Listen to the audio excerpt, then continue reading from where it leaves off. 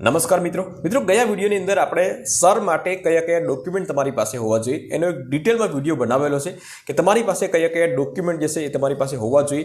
એના ફોર્મ જે છે એ 3 ફોર્મ ટોટલ હોય છે, તો એની પીડીએફ પણ એ વિડીયોની અંદર આપેલી છે। તો ડિટેલમાં એક વિડીયો બનાવેલો છે, તમને પણ જો ખ્યાલ ન હોય કે સર માટે તમારી પાસે કયા કયા ડોક્યુમેન્ટ હોવા જોઈએ તો એ વિડીયોની લિંક નીચે ડિસ્ક્રિપ્શન બોક્સમાં હું રાખી દઈશ, તો ત્યાંથી તમે ચેકઆઉટ કરી શકશો, વાંચી શકશો। પરંતુ આ વિડીયોના માધ્યમથી સરમાં કેવી રીતે ફોર્મ ભરવું એનો એક લાઈવ પ્રૂફ કરી અને તમને બતાવીશ, અને સાથે સાથે જે છે એક પીડીએફ પર જે છે આર્ટિકલ પર રાખી દઈશ, જેથી કરીને તમને વાંચવામાં સરળ પડે અને વાંચીને પણ તમે જે છે એ વસ્તુ સમજી શકશો। સાથે સાથે જે ડેમો ફોર્મ છે તો એની પીડીએફ પણ હું અહીં રાખી દઈશ, તો એ પણ તમે નીચે ડિસ્ક્રિપ્શન બોક્સમાં રાખી દઈશ, તો ત્યાંથી તમે ચેકઆઉટ કરી શકશો। તો વિડીયોને લાસ્ટ સુધી જોતા રહેજો। તો ચાલો શરૂ કરીએ। તો ફોર્મ ભરતા પહેલાં, ફોર્મ ભરવાનું શરૂ કરતાં પહેલાં એક રિક્વેસ્ટ કરી તમામ મિત્રોને કે જો તમારી પાસે SIRનું ફોર્મ ભરવા માટેના ડોક્યુમેન્ટની તમારી પાસે લિસ્ટ ના હોય તો એને કમ્પ્લીટલી મેં એક આર્ટિકલ અહીં લખી રાખ્યો છે, અને આર્ટિકલની અંદર ટોટલ 11 પ્રકારના ડોક્યુમેન્ટ છે, એ તમારી પાસે કોઈ પણ એક હશે તો ચાલશે। ત્યાર પછી મતદાર યાદી, મતલબ કે 2002ની મતદાર યાદીની પીડીએફ જે છે ઓલ ગુજરાતની, તો એ પણ આમાં આપેલી છે। ત્યાર પછી 3 પ્રકારના ફોર્મ હોય છે। એક તો જોશે તમારે નામ કમી કરાવવાનું હોય તો એના માટેનું ફોર્મ છે। ત્યાર પછી સુધારા વધારા કરવાના હોય ચૂંટણી કાર્ડની અંદર તો એ પણ આમાં ફોર્મ છે। ત્યાર પછી ભૂલ જે છે એ થઈ ગઈ હોય તો એનું ફોર્મ છે, અને મૃત્યુ થયું હોય તો નામ ઉમેરવું અથવા તો કમી કરાવવું, તો એ ત્રણેયના ફોર્મ જે છે એની પીડીએફ અહીંયા રાખેલી છે, બરાબર। આની આર્ટિકલની લિંક હું નીચે ડિસ્ક્રિપ્શન બોક્સમાં રાખી દઈશું, જ્યાંથી તમે ચેકઆઉટ કરી શકશો। હવે આપણે આગળ વધીએ। તો મિત્રો ફોર્મ કેવી રીતે ભરવું એનો પણ એક આર્ટિકલ જે છે એ આપણો કમ્પ્લીટલી અહીં બનાવી રાખ્યો છે, અને લાઈવ પ્રૂફ સાથે જે છે આખું કમ્પ્લીટલી સિમ્પલ ભાષામાં સમજાવવામાં આવ્યું છે। અહીંયા ફોર્મ જે છે એની પીડીએફ પણ તમને મળી જશે।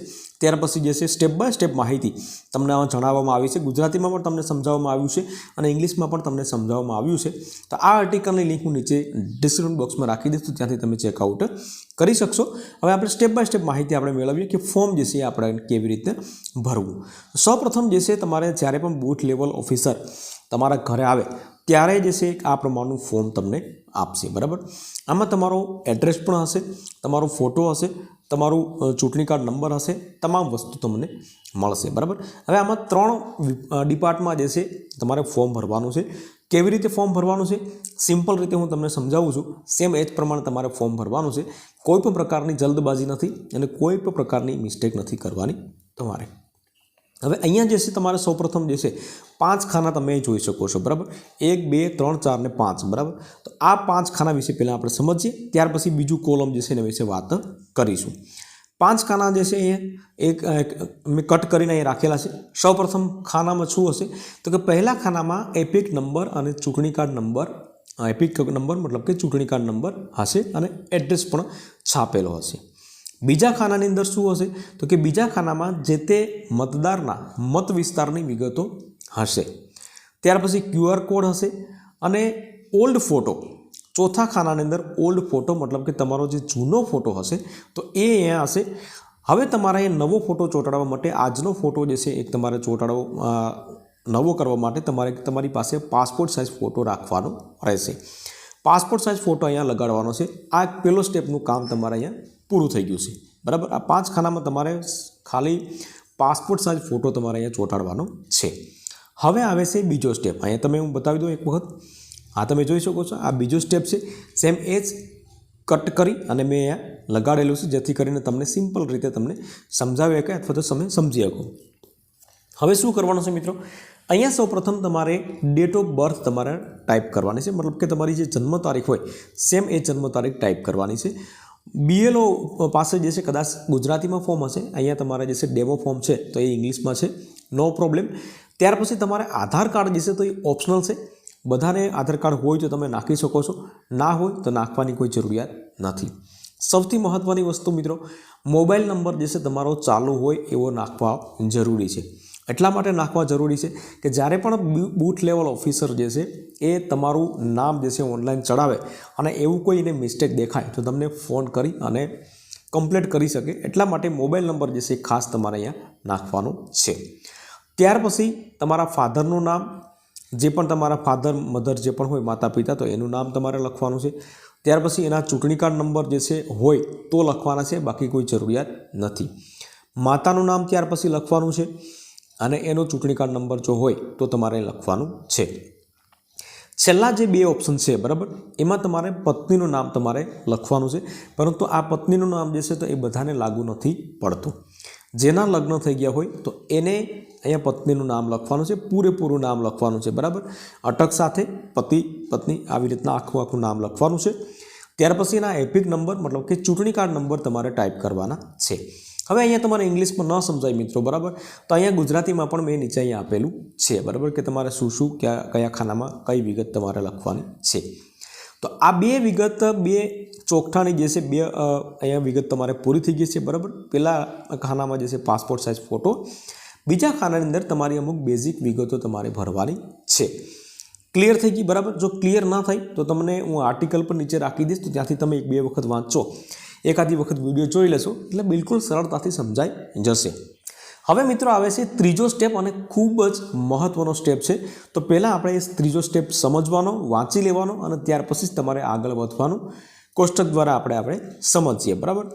હવે તમે એ જોઈ શકો છો મિત્રો કે અહીંયા બે કોષ્ટક છે. એક છે છેલ્લા SIRની મતદારની વિગતો લખો બરાબર, અને બીજું જે છે કે જે સંબંધીનું નામ છેલ્લા SIRમાં અગાઉના કોલમમાં આપવામાં આવ્યું છે તેની એ વિગતો લખવાની છે.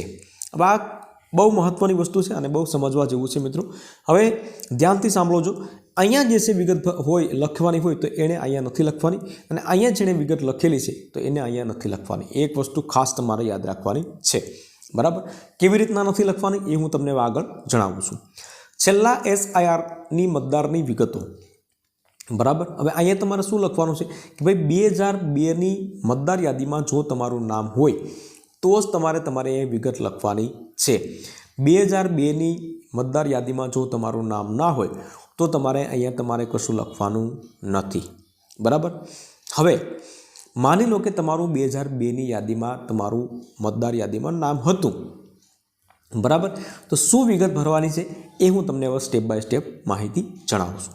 સૌપ્રથમ મતદારનું નામ, મતલબ કે તમારું નામ તમારે લખવાનું છે. કેવી રીતે?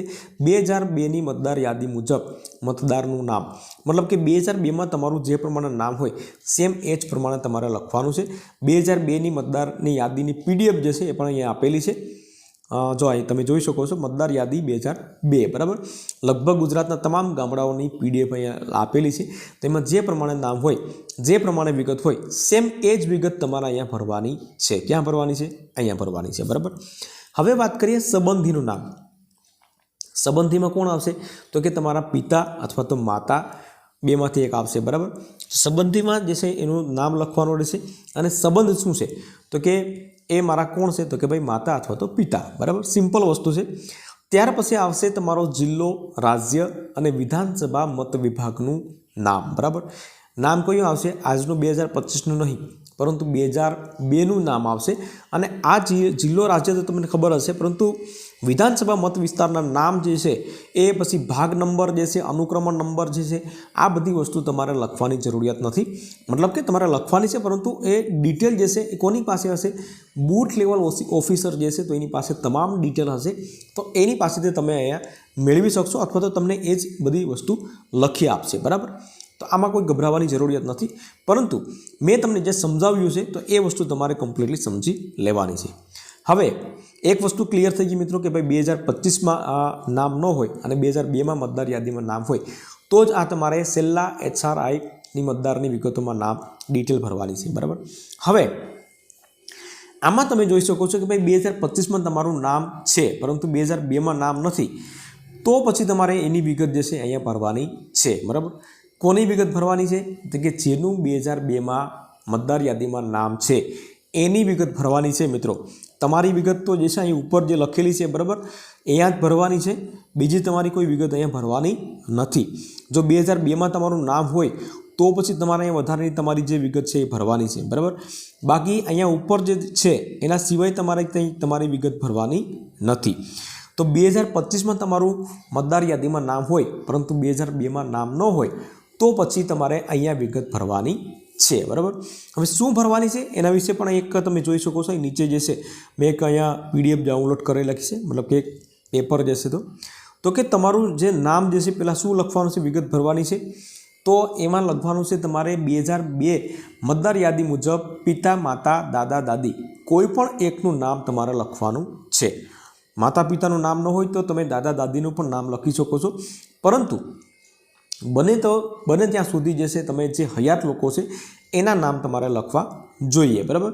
ત્યાર પછી મતદારનો ઓળખ નંબર, મતલબ કે તમે જે પિતા માતા દાદા દાદી કોઈ પણ એકનું નામ લખ્યું છે તો એનો ઓળખ નંબર, ચૂંટણી કાર્ડ હોય તો ચૂંટણી કાર્ડ, પાન કાર્ડ, આધાર કાર્ડ, કોઈ પણ એક ઓળખ નંબર જે છે તમારે અહીંયા લખવાનો છે. સંબંધીનું નામ, મતલબ કે 2002 મતદાર યાદી મુજબ પિતા માતા દાદા દાદી કોઈ પણ એકનું તમારે અહીં નામ લખવાનું છે. બરાબર. જે ઉપર લખ્યું છે એ તમે નીચે લખી નાખશો તો પણ ચાલશે. ત્યાર પછી સંબંધ, બરાબર, કે તમે જે છોકરો જે છે, તમે જે વ્યક્તિ છે, મુખ્ય વ્યક્તિ જે છે, તો એનો સંબંધ શું થાય છે? તો કે એમાં સંબંધમાં શું આવશે? તો ભાઈ મારા પિતા થાય, અથવા તો માતાનું નામ લખ્યું હોય તો માતા થાય, દાદાનું નામ લખ્યું હોય તો દાદા અથવા તો દાદી. બરાબર. સિમ્પલ વસ્તુ છે, પણ આટલી વસ્તુ તમારે ભરવાની છે મિત્રો. આનાથી વિશેષ જે છે બીજું કોઈ વસ્તુ ભરવાનું નથી. ત્યાર પછી સેમ એજ આવશે રાજ્ય, જિલ્લો, વિધાનસભા મત વિભાગનું નામ, અને આ જે છે અહીંયા આ બધી વસ્તુ જે છે બૂથ લેવલ ઓફિસર પાસે હશે જ. બરાબર. તો એ ત્યાંથી તમે મેળવી શકશો. તો આ પ્રમાણે સિમ્પલ રીતે તમારે ફોર્મ જે છે ફિલઅપ કરવાનું છે મિત્રો. આમાં તમારે કોઈ પણ મિસ્ટેક નથી કરવાની. વસ્તુ તમને જણાવી દઉં કે અહીંયા તમારે PDF જે છે એ પણ મળી જશે. ત્યાર પછી મતદાર યાદી સુધારા ડેમો ફોર્મ જે છે અહીંયા તમે જોઈ શકો છો. આ ફોર્મ જે છે તમારે જોતું હશે તો પણ તમને મળી જશે. અહીંયાથી તમે એક જ ક્લિકમાં મળી જશે. અને ત્યાર પછી જે છે આ પ્રમાણે ફોર્મ ભરી અને તમારે બૂથ લેવલ ઓફિસર જે છે ત્યાં તમારે સબમિટ કરવાનું છે. હવે આમાં તમને કોઈ બાબત સમજાઈ ન હોય મિત્રો તો તમે કોમેન્ટ કરી શકો છો, અથવા તો આ આર્ટિકલ વાંચો એટલે તમને સિમ્પલ રીતે તમને ખ્યાલ પડી જશે. વિડીયો ગમ્યો હોય તો વિડીયોને એક લાઇક જરૂરથી કરી લેજો, શેર કરજો, અને ચેનલ ઉપર નવા આવ્યા હોય તો ચેનલને સબસ્ક્રાઈબ જરૂરથી કરી લેજો.